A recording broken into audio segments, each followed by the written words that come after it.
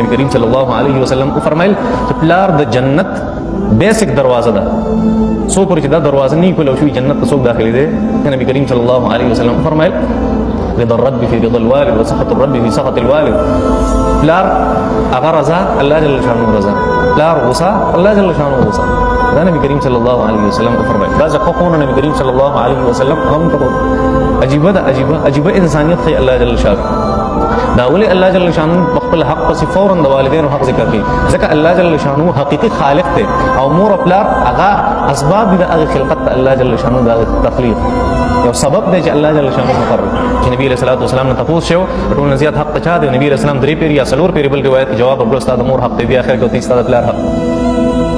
دا روایت تاسو ډیر شه ورته یو عجیب روایت کوم امام مسلم رحمت الله علیه هغه نقل کړی او کوم چې امام بخاری رحمت الله علیه په الادب المفرد کې نقل کړی ډېر عجیب دی.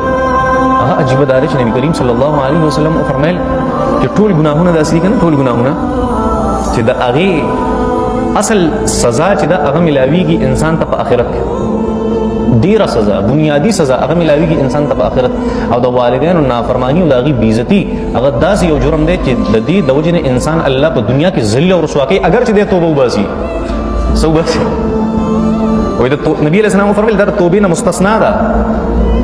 ابه بهقی شریف کې یو بل روایت دی چې نبی علیہ الصلوۃ والسلام فرمایل کپه داس